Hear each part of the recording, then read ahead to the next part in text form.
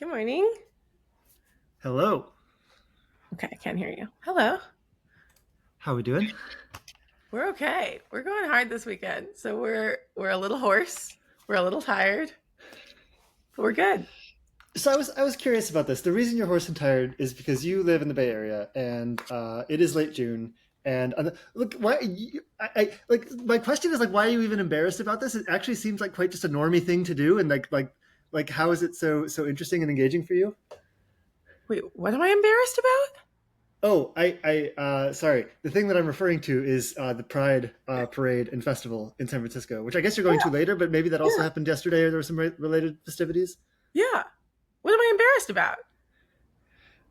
Sorry. Hannah, I can't always read your face. Um, I am. Oh, I am. Yes. Okay, great. I'm like a little embarrassed about maybe being tired and less alive for the podcast. But it is San Francisco in late June. It is Pride Month. It is just a party for a month. yeah, I suppose at the end of our first episode, you told me about these mandatory drinking parties or whatever. Oh yeah. Uh, so are you just generally degenerating? I mean, definitely since definitely over like a 15-year time cycle.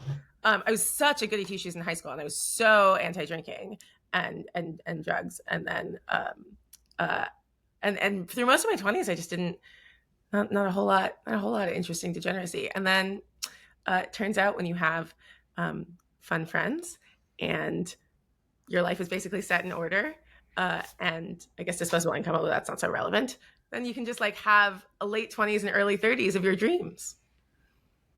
Except, Hannah, when you were in your 20s, you were going to the Reason magazine and the Students for Liberty No, conferences. I lost Are you you. fucking serious? I know what he's talking about though. He's gonna out me. I secretly went to libertarian debates. Am I still It here? wasn't a secret, but no one would go with me. I don't know why I couldn't get anyone to go with me. They were great. I don't know why there's not more public debates. Where's the public intellectualism in this country? We have so much comedy and everything else. He's back. So I pay these people. Anyway, I did keep talking without you, so you'll see what it says. okay, fantastic. Love to hear it. But you saw what I was building up to. I think I pointed to like the libertarian stuff that you used to do, intellectually engaging, being alive, and now you're being dead. I did. Yeah, dude. And I couldn't, you'll hear me say this, so now I'm just repeating myself. But I couldn't get people to go with me to these libertarian debates in Soho. I don't know why. I wasn't lonely. I mean, I had a great time on my own, but like, I don't know if I'm just like romanticizing some past intellectual culture of New York, where of course what you would do on an evening is like go to a salon or a debate. But they were great. I mean, I think in many ways I have a much more intellectually intense work life than I used to. I mean, teaching is intellectually engaging, and I really enjoyed it. But um, I wouldn't say it has the kind of like aspect where it kind of tries to really push you. Like if you can push yourself, and some teachers really push themselves pedagogically, content wise, but it's not an ambitious culture. Yeah, no, I totally feel that now in my new role as a glorified party planner. I'm still waiting for the glory to come, but the party planning is in full swing. Um, As in, yeah, it's more intellectually intense or less intellectually intense than the job you left. well, because it's less intellectually intense, was Mm. my claim. I'm now doing this with you. I'm blogging more. I'm like, I need this Oh, you outlet, right? Oh yeah, totally. Yeah. I think I had all of that. And especially when I was in like Pittsburgh, which I loved as a city, but didn't feel like it like was rife with intellectual opportunities. I had to go like looking for them. I felt like kind of like disconnected and lonely. I was like much more into like reading rationalist stuff from afar because I was like, oh, my community, but they're so far away. But now they're everywhere. Yeah. And it's interesting, right? You notice how many, and I have mixed feelings about this, but you notice how common it is in EA hubs for there to be parties where there will be rooms or rules that say like, don't talk about AI, or like, we need a break, or like, let's throw a really degenerate party. And like, part of it is because degeneracy is fun, and Satan is always tempting us. And part of it is because people are like tired of thinking. I mean, just diminishing marginal utility right there in your face every day. Yeah. Yeah, got to seek balance. All right, we got to name the show. Um, uh, okay, and take things in a different direction. But it's good. We can tie it into the pride thing because pride is fundamentally about relationships. And I have a question for you.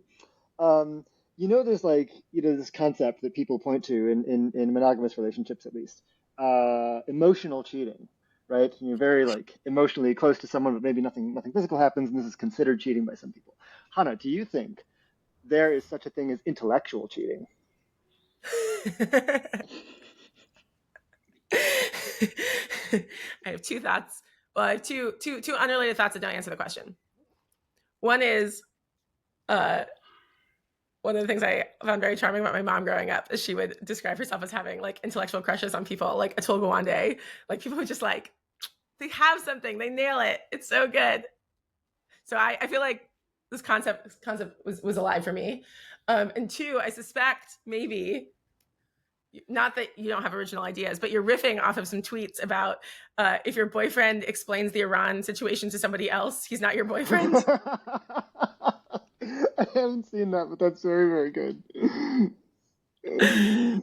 Yeah, I mean, look, I think the human mind is impressively and in a kind of plastic, adaptive way, deeply capable of feeling jealous about anything.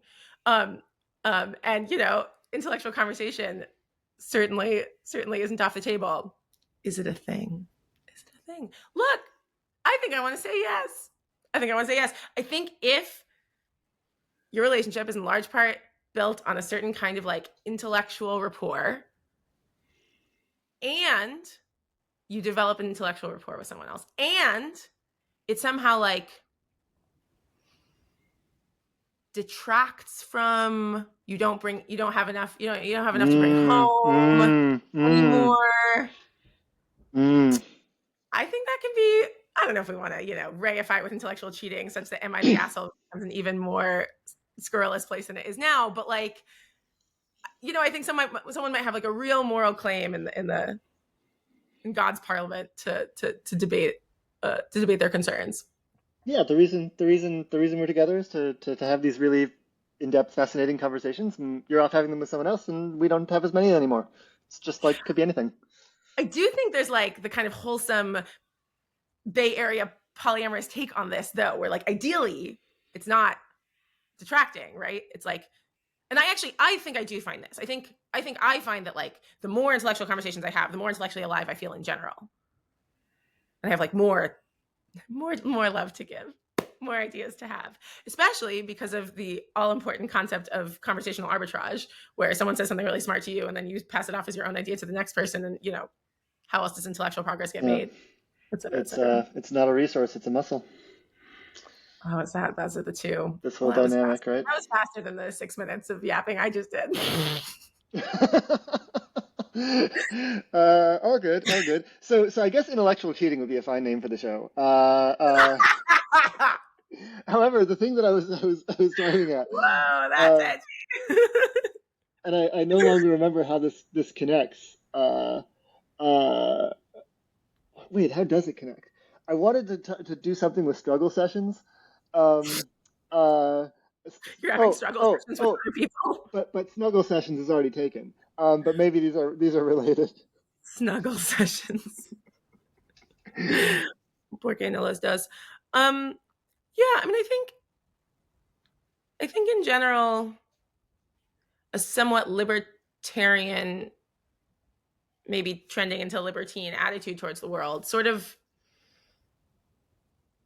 I think it sort of gaslights people into saying your feeling that your partner has something very like special with someone else isn't valid. Now, but I do think the riposte is correct, which is like mostly that's a you problem. And like you can like hold on to your feelings about that and like talk to them about it and like deal with it. But I think the feelings are real and tracking something perfectly sensible. Like, well, okay. Counterpoint. What do I want to say here? I what do I want to say here? I sometimes meet people in what I'm going to call mixed intellectual relationships or an intellectual gap relationship. Yes. We will not make any claims about like how like their G or their like deep like mental abilities, but like certainly like their like need for cognition, their desire to like talk about nerd stuff, go deep, appears to differ quite a lot. And I have spent a lot of time in my life worrying for my friends in those relationships that they are like obviously doomed to failure because I am a typical mind girly and it wouldn't work for me. And because I obviously attribute sort of moral weight to intellectualism, I'm like, oh no, what if you don't respect your partner because you don't talk about intellectual stuff with them? Disaster. And I think that was also a deep failure of mine to understand the depths and multiplicity of love. Which is to say that I think I have worried that I have seduced people into intellectual cheating with me because I know I'm providing a more intellectual experience than the one that they have chosen to like have by default at home. And I'm like, is this bad? And then actually it turns out that I am a delusional wannabe main character and it doesn't matter at all. And they're just happy and in love. And I'm just not the main character of that story. all that I'll say is, good thing I'm single. There's one more thing to say here. So here's my question. Wait, have you discovered what is going on for these other people to whom like your projection doesn't apply, where like they actually just want something different that is not just intellectual simulation? Yeah, You get it? They want more things in life than the sole thing, and they don't like moralize and obsess about intellectual connection the way that I and maybe you do. Like, What are these things? Like for an intellectual person, like how do they fit extra things in their life, and maybe we can exposit what the things are? yeah, I mean, okay. I actually think it is the case that I won't generalize this to anyone else, but like I think I actually have in my life implicitly relied on almost or like so wanted my partners to like create an intellectual life for me at home, in part because like maybe I didn't back myself to create it like for myself. And so I actually think some of the people who care less about this, first off, I mean, whatever, they're just like kind of psychologically different from me in a few ways, which we can talk about. But one of them is just like, I think they just like kind of have what they want in many, many respects. And so don't think like, oh my God, if we don't do this at home, I don't have it at all. So I think I have like some sense of like, I want like my partnership to create my perfect life for me or with me instead of like creating it in the rest of my life. So I think that's part of it. And I think the second thing is, I mean, I'm happy to wax poetic about love. Love is tender, love is kind. Intellectualism, especially when it doesn't matter, when it doesn't go anywhere, when it's not about like applying your cognitive processing to hard decisions like when should you have a kid and like where should you move. It's a hobby. It's a hobby that's like deeply matters to me, and it's a hobby that I find more enjoyable than just about any other. But like it's a hobby. And like I have attributed like an inordinate amount of meaning to this particular hobby, but you can just not do that, or you can attribute a lot of meaning to other hobbies as well and share in those, whether it's like art or music or whatever. But also you just don't have to have a life defined by hobbies, and you can have a life defined by like the shared mission of creating a good life, which I feel like you would identify with more than most. Yeah, I mean, I need soup to nuts on the good life, because I don't have a vision, I don't have a plan, I don't have any instruments. Yeah, you're right. Maybe some partner should come fix this for me. But do you know what I mean? And like to me, the good life is like sitting next to my partner where I like read a section of a book that he recently read so that I can give him my take on it, which like happened 3 nights ago. Like that's the dream. I have my dream. Like we read like Nick Bostrom papers together for dates. Like that's the dream for me. And I get it. Yeah, I know. I do It's so, believe I have the vapors. it's Um, so, but that's not everyone's dream, and that's okay. bizarre. Well, you know whose dream would be really awkward to find out if this were their dream, Uh-huh. uh, uh, but who also has some experience with relationships, but who would be really awkward to talk about relationships with. My ex-boyfriends. So close. Your boss. Let's go! Yes! Bella, you know the honor you have, right? Oh No. God, yeah. I'll let him introduce you. Listeners, Bella, as you may have divined, is a girl.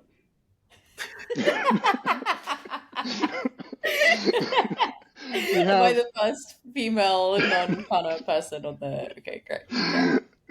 Yeah. Yeah. Well done. Well done. Yeah, Well, you are. in my mind, I had promised Hannah binders full of white men, Okay. and Ran in out. and well, hang on. In my view, the minimum number of something of which you can have binders, right, is 6. You could have like a 4 if they're like graded Pokemon cards. They take up like quite a big slot. I, Anyway. I'm just thinking if you have like a one-page like file or Yeah. like something on someone, Yeah. their CV, whatever. All right, 2, like you can't put that in a binder. 2 is too few for Yeah. a binder. You need a folder for that. 3, Yeah. it's a tiny number, but maybe you could justify a binder, and then we need binders, so we have 2 of them, and 6. It's good. Okay, I'm following the logic. I'm following the logic. I'm realizing now the degree to which Bella, you know this like the origin of the binders full of women. No, she No. probably doesn't. Bella's British for one Okay. thing, and she's Sorry. young. It comes from a 2012 debate between Mitt Romney and Barack Obama, in which Mitt Romney was talking, I guess, about like having women in government and like Okay. having a good pipeline of women, and said the immortal phrase "binders full of women," which just is a funny phrase. And I realized that like in my mind it means like one of those thick, like never want to look at in your tax accountant's office. Single line is a name. So to Yeah. me, binders is like a A true very unit. large amount. Yeah. So I was expecting more white men, is what I'm saying. Well, I'm sorry to disappoint. I could, yeah. If you could be more masculine, if that would be more appropriate for the vibe of the show. Bella has told me that all that gender stuff is made up anyway, so. Yeah, that's true. Actually, you're the perfect person to ask. So Bella, wow, Matt is going to have so little to contribute to this conversation. I'm so excited. As is often the case when I'm around, I think there's like much to talk about like conversational dynamics in EA, but when it's me, I would say that the women talk about like 130% of the time, because the women and I talk the whole time, but over each other. So and then the men, I don't know where they are. I had what I would call a failed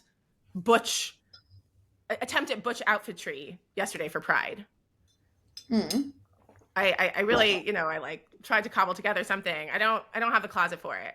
I'm sort of curious. You sort of alluded to being more masculine. I don't know. Have you like played in fact with being more masculine in your life in any aesthetic or non-aesthetic way?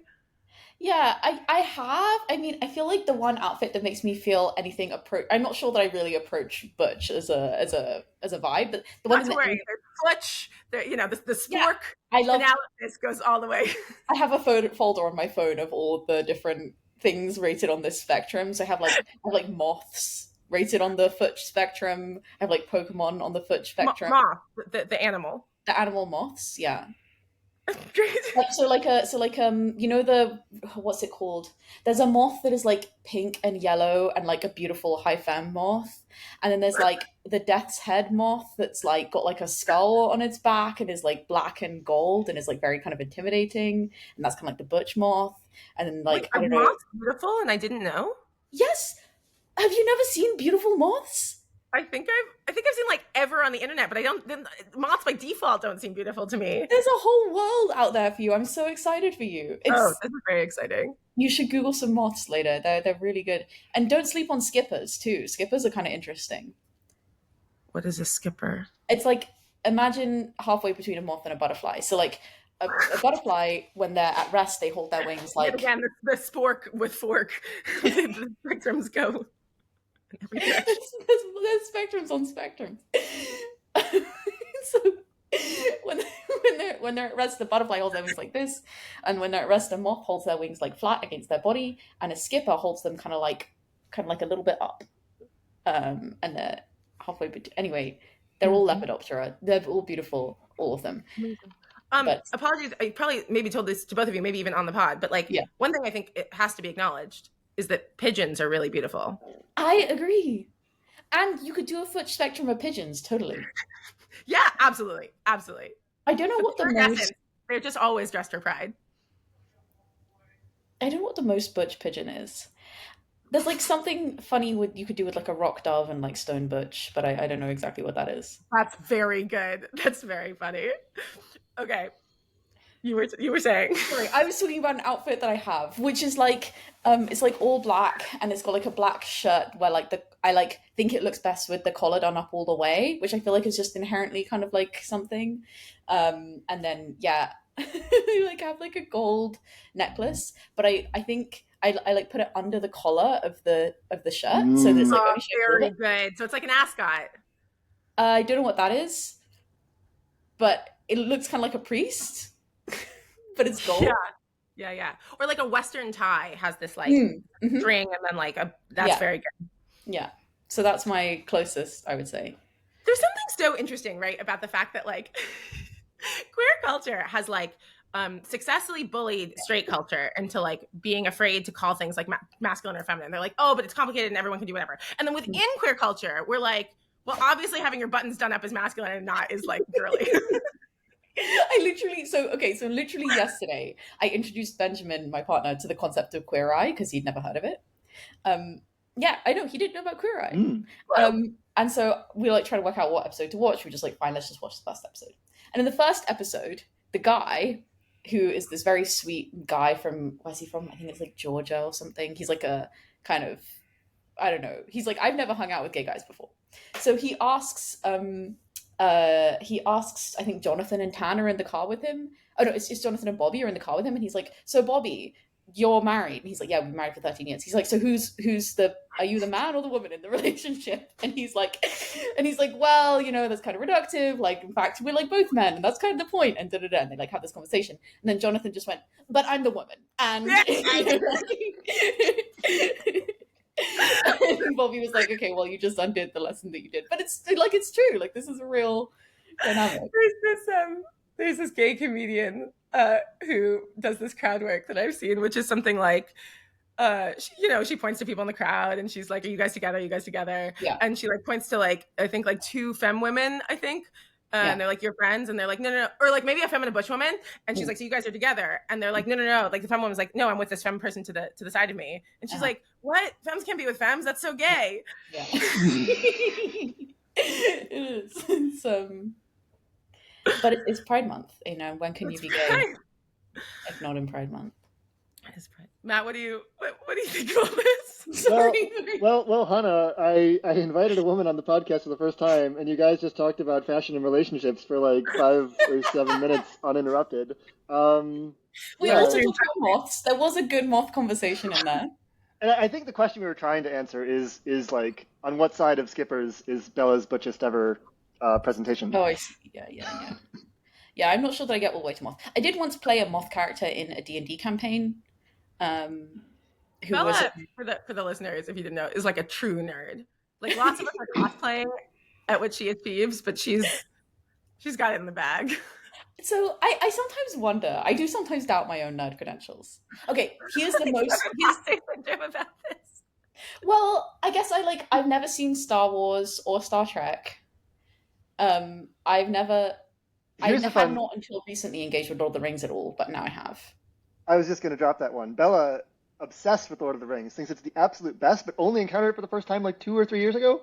Yeah, that's right. I do feel like you kind of are a Lord of the Rings character a bit. It feels like it was. Wait, what kind of Lord of the Rings character?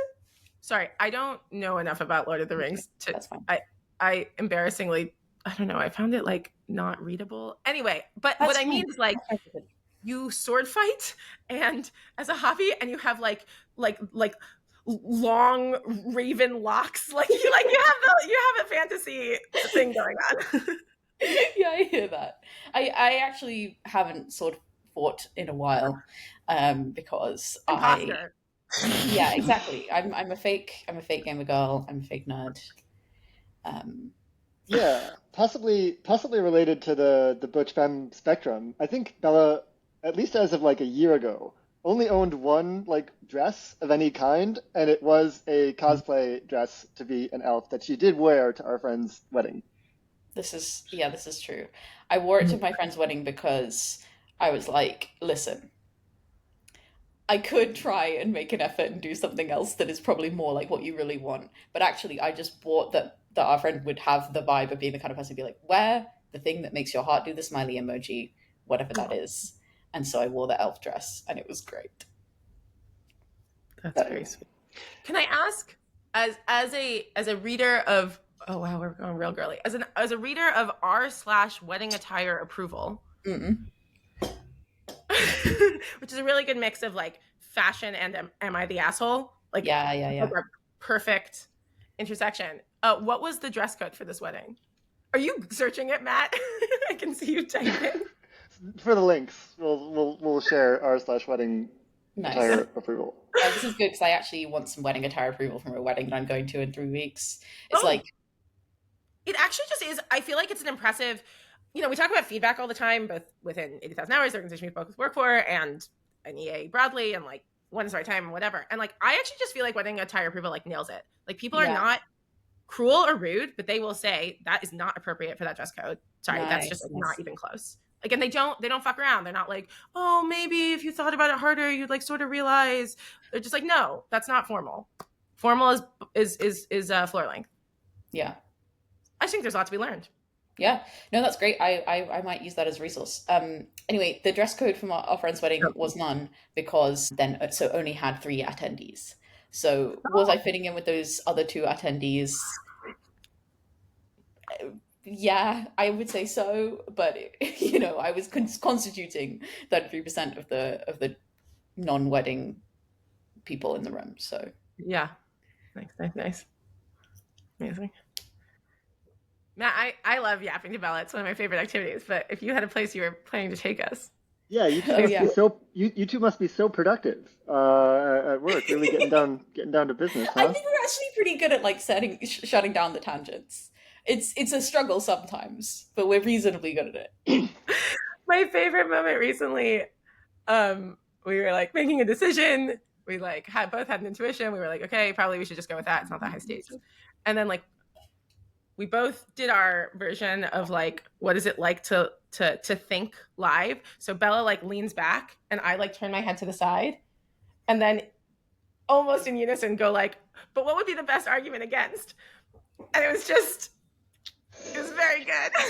From obviously it was on a video call, so there's probably some delay or something. From where I was sitting, it was literally simultaneously. We went, I think the strongest argument against this is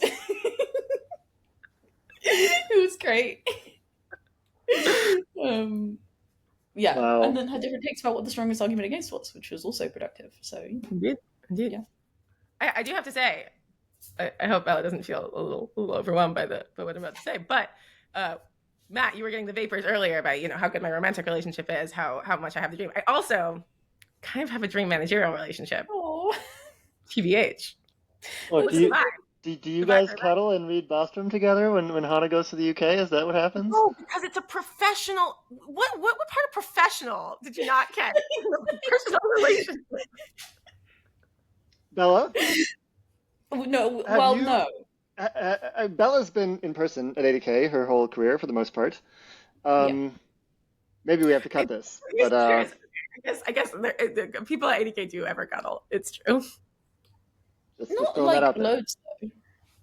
Not like loads, no. And it's usually in a setting where it's like fine. Yeah, it's not an incestuous den of iniquity. Mother. This is the second time Matt has left. I really like. We can just take over. Why? What happened? His internet cut out, or I don't know, something dumb. Great. Awesome.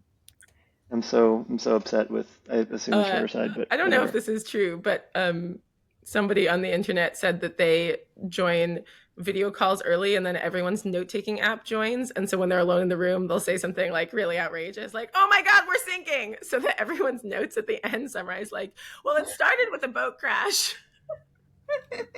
That's a really good bit. It's not quite as good as the Buck bit where he renamed his. I don't know how much he actually does this, but apparently he like renamed his note taker bot to like live tweeter bot for like some really high stakes school that people really wouldn't want live tweet. If we want to keep talking about relationships, we could talk about the new reciprocity, which just dropped. Yes, I would love to if Matthew is around, but also if he's not this conversation. What do you think about the new reciprocity? Yeah, I mean, it won't work at all for me on mobile, which feels like a big design flaw, but presumably it's working for other people. For me, it just like doesn't load whatsoever. I mean, labor of love by one guy. Yeah, totally. And I think like for a while, the site worked if and only if Buck didn't forget it was running and accidentally not close his laptop. Wait. Is it like running on his laptop? Like locally or something? I don't know how computers work. That seems like not This is no longer true. Okay, yes, yeah. Yeah, I liked it. I liked the redesign the thing feature. I don't know exactly how it's implemented, but sorry, for people who are not familiar with this feature, basically the site like now has a little box that says like, do you want the site to be designed differently? Type it in here. And then you can like type in a little prompt and then the site gets redesigned somewhat according to your specifications. I think it's only somewhat. I like asked it to have more cats in the design and it just made everything like pink and like very flower, like curly whirly letters that I couldn't read, which was kind of interesting. Yeah, my understanding is the way it works is that like basically it asks an AI to like just like run through the CSS and make it according to the prompt given. Yeah. And so then it rewrites the CSS. So it only has access to what CSS can do. So for instance, it can't change most text on the page, but it can change like the top text, which must be in some kind of different format. Last night we were showing this to people. Oh, so I totally misunderstood this, by the way. At first I thought, oh, the bit is that the graphic design just changes every 15 seconds for chaos reasons. But it turns out it's actually other people changing the look of the site, and that goes global. Last night we were all talking about it, and my partner, having just learned this, first asks it to look more like The Exorcist, which extremely good. I love horror movie aesthetics. And then he just put in my full name. Well, what did you expect? It says, like, do you not like the graphic design of the site? And then it says, well, what did you expect? And then he put Chana Messinger. And then the AI's read of me was light blue, Comic Sans italics font, kind of dainty. And then the top says, because it changes the, like, flirty message, the top was, maybe Chana's waiting for you to make the first move, which I need to remind the viewers is a global change to the dating site. That's really good. Wait, how long did it say that for? And did you get anyone being like, are you waiting for me to make the first move? Because that would be really good. Like, there was no more than an hour, and I have not yet received any messages. But there's no messaging on that. People would have to like really message me, right? They could have matched with me, but on account of not currently being not currently really dating, I did not match them, so I'll never know. Yeah, one thing that reciprocity doesn't do, presumably because the whole point is to like save people from embarrassment, is that even if you match, you don't know when people click the button. And I do think that's... So this was actually crucially relevant one time in my life. Oh. Because when me and Benjamin were like in the stage where we were like, well, there's maybe something happening here, but like neither of us wants to like make the first move and escalate and is at some point each of us independently realized that we both ticked each other on reciprocity. But crucially, I didn't know when. So I was like, you know, maybe this was a long time ago before I like actually knew him. Like, I don't know when I last checked it, probably ages ago. Like, You That's know, impressive levels of maybe he's still not into me after he clicked the box that says I'm into you. or maybe he ticked it like a year ago and it's no longer current, you know? And actually he hates me. We just had our 3rd anniversary for context. This is sad. It is sad to me that they no longer email you when you match. You do actually have to check. For Whoa, context, Howie and I are a reciprocity success story. are you? And it wouldn't No have worked if way. we hadn't gotten the email because I didn't remember checking him and I didn't check the site very often. Yeah. Oh wow, that's great. So it was less an email from reciprocity and more an email from my past self. Yeah. They should re-implement that feature, I feel. Indeed, we could ask in the CSS. They should be active whatsoever is like one thing they could do. Yeah.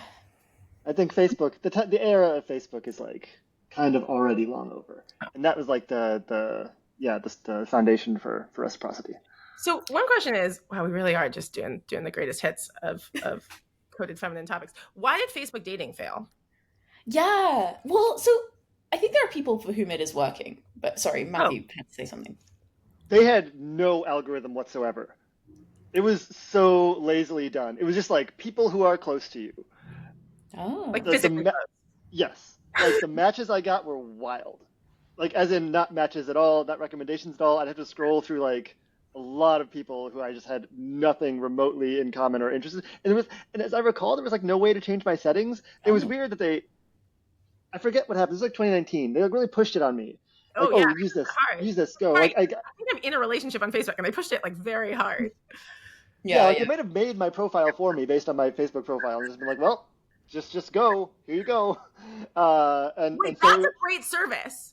Wait, like an AI like scraping your like public whatever and writing your dating profile for it, because people hate writing their own dating profiles. They do. It's a great service. Yeah. fair enough. But then you really need some way to input any kind of preference or update based on whether people pass on people or not. Yeah.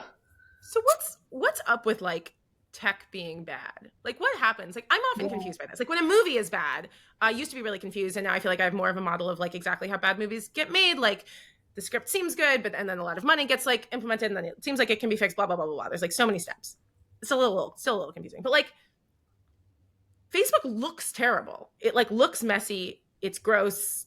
It's unaesthetic, and half the shit doesn't work very well. Too many people work at the company, and they all have a little veto point somewhere along the process where they like their thing or they like some particular thing, and it's the product of compromise, and that always I think really harms aesthetics at least, but also I think functionality and for lots of things. Yeah, that was my theory, is that it's like a too many cooks problem, where it's like there isn't any one, like it's such a big product and such a big company, there isn't any one guy who can be like, hang on, does this actually function? Like, does this work coherently as a whole? Is maybe my thought. But like this doesn't really excuse like basic functionality failures, which do also happen all the time, so I don't know. But yeah, earlier today I was publishing our episode with Daniel Filan that we recorded a few weeks ago, and I made a nice thumbnail that is viewable by listeners now and you guys now.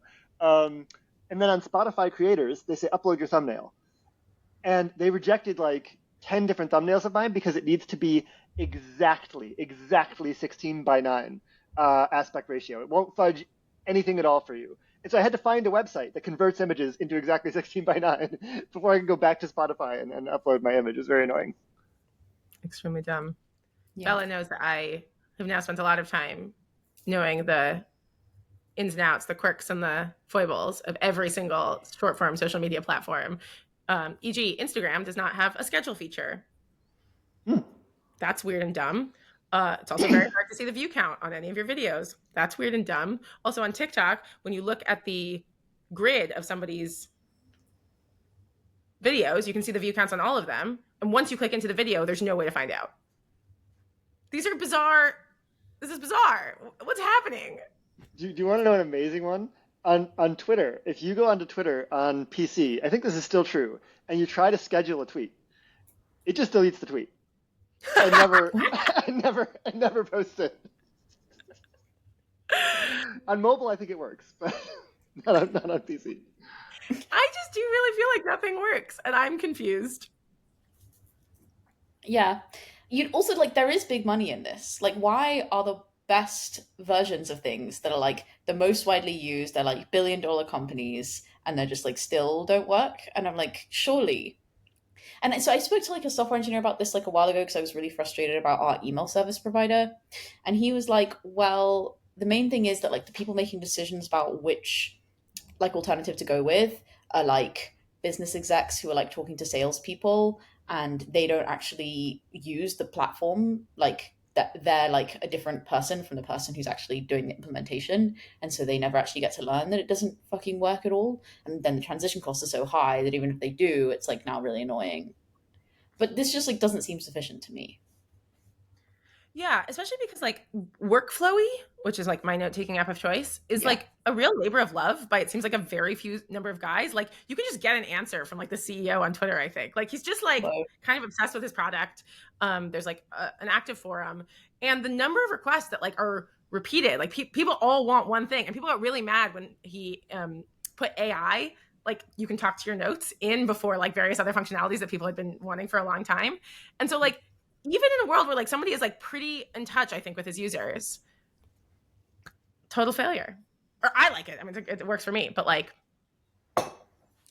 Speaking of putting AI features in things, one like reasonably large YouTube related story that I saw recently is like Mr. Beast getting in trouble for having a like make AI thumbnails feature on his yeah, like analytics product that I forget what it's called.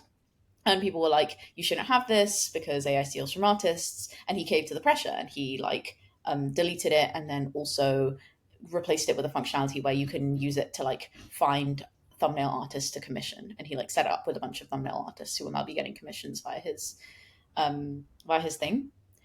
And I guess I feel confused because I felt like the conclusion that I'd taken away from the last like few months was like, yes, there are a bunch of people who are very, very against like the use of generative AI, and like AI art in particular, but like they're kind of a bunch of really hyper online people. Like this is not like representative of general population. Then I'm like, I don't know, if you're talking Mr. Beast audience, this is like getting much closer to like general population. This is like getting much nearer to like most people. What do most people think about this? And mm-hmm. like if he's getting shit from them, like I don't know, maybe this is like a more of a general opinion than I was thinking. Thoughts? But surely, even if just like 3% of them are screaming at the top of their lungs, it's like a very upsetting experience for him, and they can like Yeah. chin up the crowd. Why do you think visual art has come with more of the sense of stealing from artists than written? Like the written argument is the same, and people have made it right. You're like stealing from authors. You're stealing from I all guess kinds I of work. partly think that like it's the culture of visual artists online where like there's this very like people get really really annoyed about like not crediting, uploading without permission, like stealing people's designs and like selling t-shirts with them on when like you didn't make the design, or like tracing designs without crediting, or like What do stealing. you think of this? This is a frequent point. People like put art for free online, and then like Redbubble, or if it's closed, like Shein will like make Yeah. a copy of it and like sell it. And they had posted it for free in the first place. Do you have Yeah. thoughts on this? I mean, it kind of seems like the person who drew the art should get a cut of the thing. Like this seems like the obvious way to monetize your work, and it does seem like it really would prevent people from buying any like prints or clothes that the artists themselves would make. Like this seems like the clear like if there is a use case for copyright in the world, this seems like clearly that. That's true. Although I think the other version where like somebody, I don't know, Lululemon makes like a very expensive athleisure hat.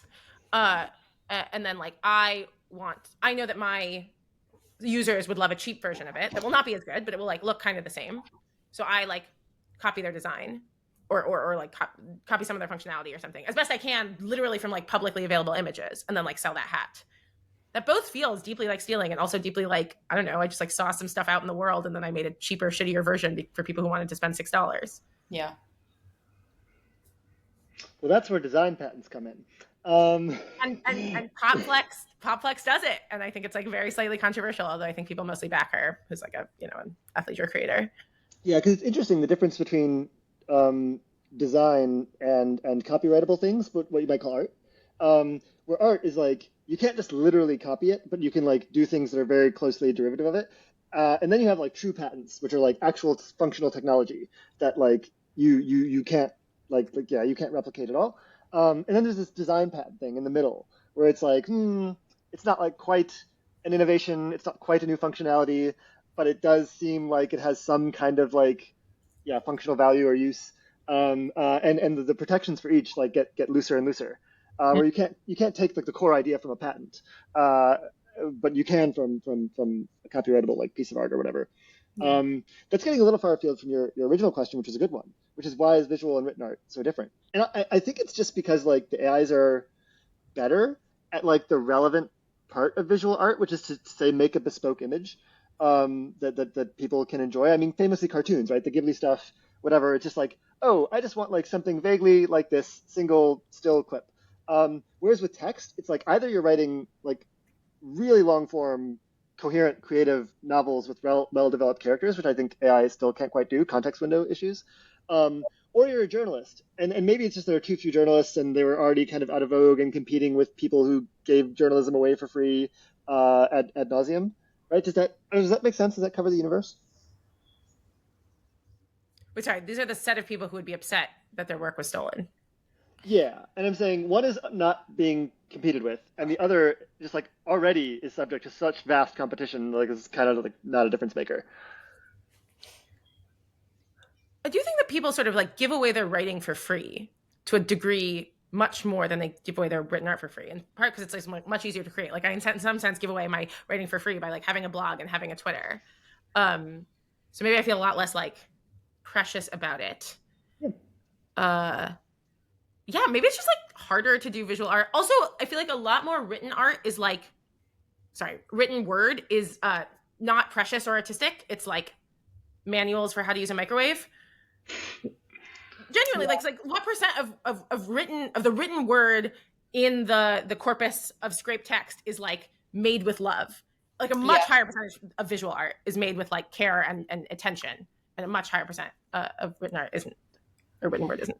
And I think maybe the barrier to entry is also a part of the puzzle here, as you were saying, right? Like there just already is like, before AI, there was like written slop, right? Like there was like many, many, many like self-published novels, which like some of which speak to a like really specific niche who love them and who cherish those works, and some of which speak to no one at all and have many, many, many novels in a series that like is read by approximately nobody. And that has existed, whereas I feel like the like easy to churn out like art, I don't know, kind of all of it feels like visual art, like kind of all of it feels like somehow precious because it's much harder to like do at all to any degree of resembling. Yeah, what was visual slop before AI? Yeah, I mean, there's like teenagers, like or like children drawing stuff that like isn't very like sophisticated or isn't very like I don't know, well developed or like interesting, but I don't know, I feel like that has like a charm to it in a way that like I would just never engage with like these long novels that like don't aren't like very well done. Yeah, I guess like corporate Memphis, right? Like corporate created aesthetics have a slop quality to them, right? They become too widespread, they become overused, they're a bit charmless, a bit soulless. So maybe there's something to that. I'm going to sit with my own cringe for a minute. I'm recalling that, of course, when I was in middle school and I made PowerPoint presentations for class, it was like crucial that every single one have a gradient. And the word art options were what they were. Wow. Going all I think word art is art. I think it's beautiful. Coming out strong. So I do think there was like a slop quality to like everything because there are only like 6 options on PowerPoint and everyone used the same ones. Yeah. Like a slap quality to that. But that's wild. I mean, I guess if we're actually having that much trouble, I'm curious if viewers have a different take, but like if we're having this much trouble like generating like what was visual slap before AI, then we just really are flooding the visual world. Yeah. Famously, Google image searches are just totally wrecked now because you look for a picture of a chipmunk and half of it is just AI slop. Yeah. Oh, that does seem kind of bad. Bella. Yeah. I usually do a funny intro for guests. We kind of dove right in with the highlight from your intro. I'm wondering if I can give you a funny outro and see whether you're going to jump in and defend yourself for like another 15 minutes or just take the licks, as it were. I'm ready. Okay, so we established the important thing about Bella up top, which is that she is a girl. But not just a girl, a woke girl. Thankfully, we didn't get to too much of that. Um, she is Hana's manager, which makes her a kind of, TikTok mob boss, if you will. In her spare time, she's a vegan, a communist, a capitalist, but mostly, as we did establish, just a dork who reads books. And relevant to the earlier conversation as well, listeners should know that she did confess in early 2024 to moth genocide. Very, very publicly, despite her affection for moths, did kill very, very many of them, but importantly, felt badly about it. So listeners can decide for themselves whether they want to forgive her. But thank you for carrying the podcast while my software greatly frustrated me. Oh yeah, no problem. I Right. think I'm guilty as charged on all counts. Are you a communist? Well, it's a little bit unclear. Like, depending on what you mean by communist. Like, I'm not a... Tap the sign.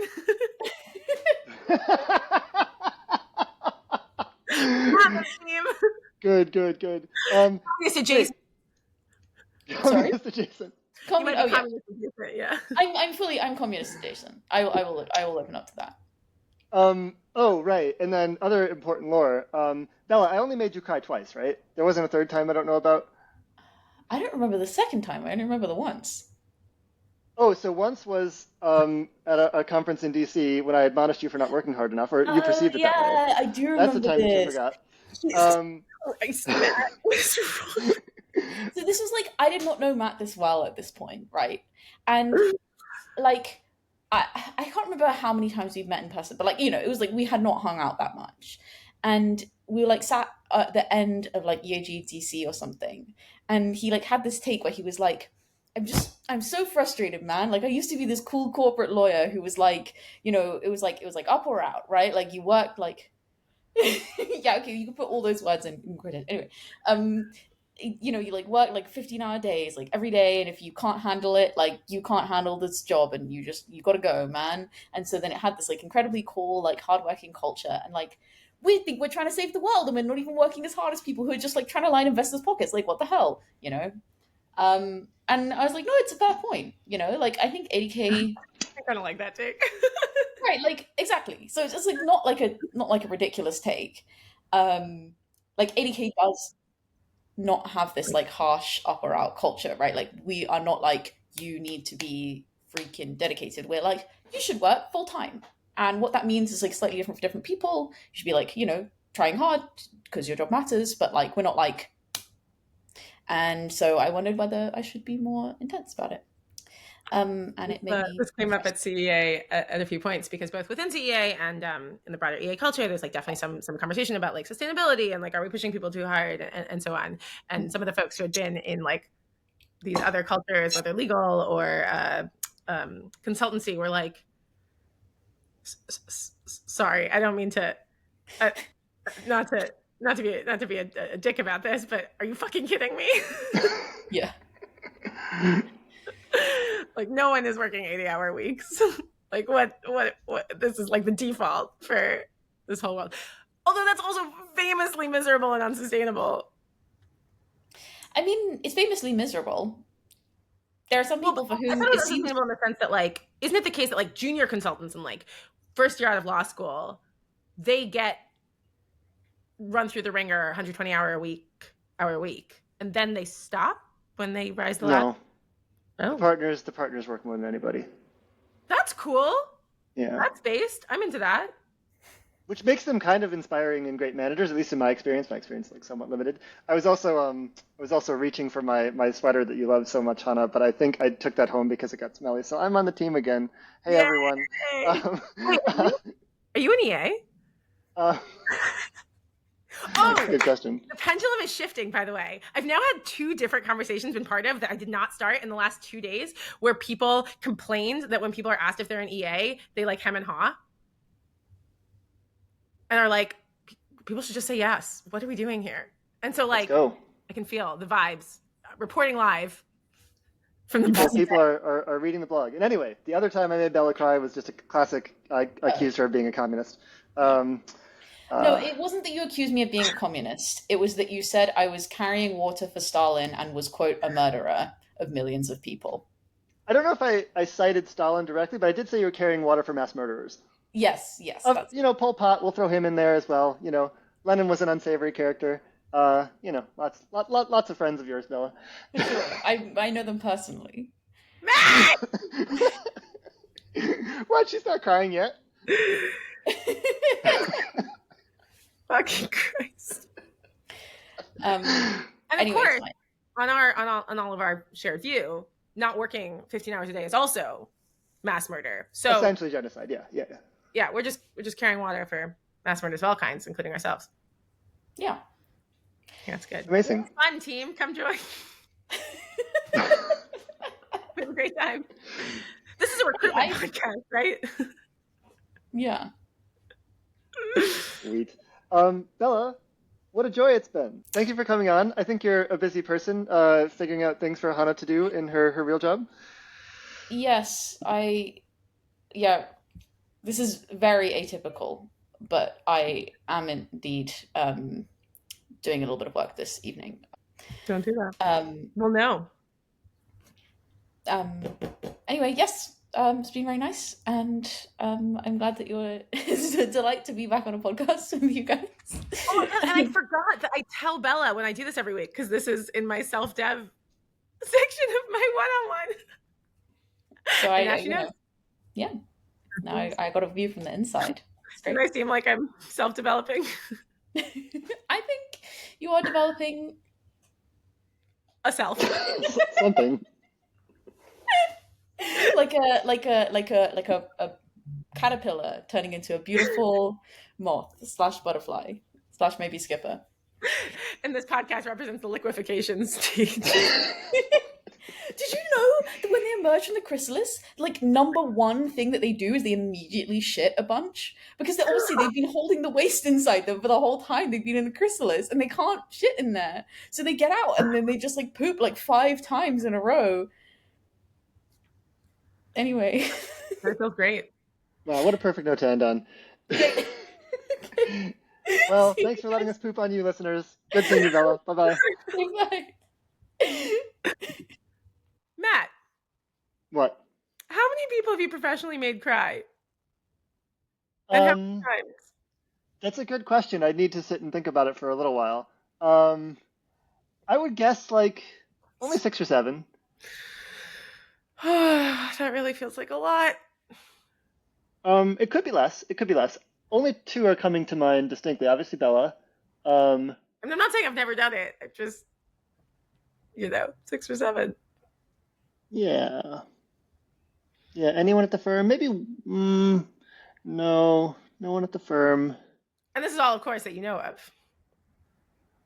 Yeah, because interestingly, I didn't know about the EAGDC thing that Bella just told us about for a long, long time until after it happened. It didn't seem like the kind of thing that would make one cry, because it wasn't just like me, like on a. I mean, as much as this would be commensurate with my personality, it was not just me pontificating on how we ought to work harder. It was me and another person at the conference were like, yeah, hey, isn't this the right vibe? Aren't we kind of at war here? Shouldn't we be like soldiers in the trenches? They don't get too many breaks. Yeah, something like that. So it felt like just she just happened to be around for some other conversation that was happening. But and importantly, and this is a real credit to Bella, like kind of felt the moral weight and implication of the topic at hand, and let herself feel that. And I think that's one of the things that makes Bella pretty great. Indeed. And people should read her essay that you so glibly described as moth. Yeah. It is an exceptional essay. Yeah, no, it's very good. I did kill some of the moths myself as well. I was at Bella's apartment towards the end of the infestation, which was the context for the moth killing. I feel like, there's this whole genre, right? Because there's On Killing Ants as well by Katya Grace. Or is that Joe? Joe. That's Joe. Yeah. Oh, yes. Katya thinks we should trade with the ants. Anyway, there's a whole insect-based written genre. We should have Katya on. Yeah, we should. Because I need to grill her about that trading with ants nonsense. Great. It's really, really bad in my view. Great. Good. And then one day we'll have Joe on. Yeah. But yeah, I'm too much of a Joe simp. So I don't know. I need to like calibrate myself somehow. Uh, Have some smelling salts on hand. yeah, the thing that I wanted to talk to you about was I and this. So I tried to set it all up, Hannah. I in the 15 minutes I had to prep for the show, I had a vision. I was like, struggle sessions. What we're gonna do is I'm gonna criticize the way that you guys are doing your jobs from my vantage point and make you defend it. Nice. I ended up being unable to assert myself for both technical and personal reasons. Um, I'm telling you, there's a story I like to tell, which is I got to, at one point I was visiting the Bay before I lived here. I got a constellation for one of my first times. I'm like vaguely aware that people say that the gender dynamics are a little messed up. It's like, can be hard to like assert yourself, get taken seriously as a woman. I sit at a table with two other women and they talk the whole time. Or we talk the whole time, and everyone listens and hangs on to every word they say. And I'm like, maybe the world is wrong. And then I'm like, no, I'm loud and they're smart and they control the money. well, wait, doesn't that suggest that all the like women are unable to assert themselves things, it's just because women are not in the position where they, i.e., control the money. And if you just do that, then problem solved. It's not something more fundamental. Oh, so we like lean into the like, yeah, women in positions of power, women in positions of holding purse strings, and then they will be deferred to. Yeah, because you kind of said like, well, the only reason, everyone would have ignored the women if they didn't control the money. It's like maybe that's the only reason Right. that. Some people think they're also really smart and people take them very seriously. Like they're in the positions they're in part because people like trust their takes, but then also their takes are extremely like economically relevant to everyone at the table. Super, super, super fair. So some more potential guests. Okay, we're now in our woman era. Yeah. I mean, I deeply love all these people, so I would Season 2, woman season. Okay, nice. Let's go. we should have seasons. Yeah, It gives a and structure and it lets yeah, you. can I find 6 white women, and then we can move on and we can do 6 like Asian men, and then maybe we can do 6 Asian women. Man, anti-woke brainworms are really just as wormy as the other ones. Sorry, I'll try to make that joke land at some other point. So uncomfortable. Well, I mean, you're going to Pride later, Hannah. You'll get all your woke points right back. It's fine. That's fine. I did kick someone out of the queer community yesterday. So Out of the what community? the queer community. I am here gatekeeping. Whoa! I didn't know you had any power there. I thought you were just a straight girl with green hair, but you know. Oh, not a straight girl. Oh well, I guess that checks out. I mean, it's the least surprising thing. Truly. Wow, this is my coming out podcast. So perfect for Pride. Hi guys, I'm a bisexual. To be released in early August. Absolutely incredible. Okay, well, Hannah, when you're at the parade, I want you to change your vantage point often from low to high, and I want you to have a very heavy backpack on. So that you can have an excuse for not going to the gym. I thought there was a pun coming. It was a real stretch. I'm sorry. Real stretch. That's okay. It's okay. Did you go to the gym yesterday? Good stuff. Oh, you did? Mm-hmm. Great, good job. I'll go today in spirit. We'll be way on top of it. Anyway, struggle session next time. Yeah, I've got thoughts about your job. Oh boy, I bet you do. All right, well, we'll have another great woman on to help us with that. Sounds great. All right, take care, Anna.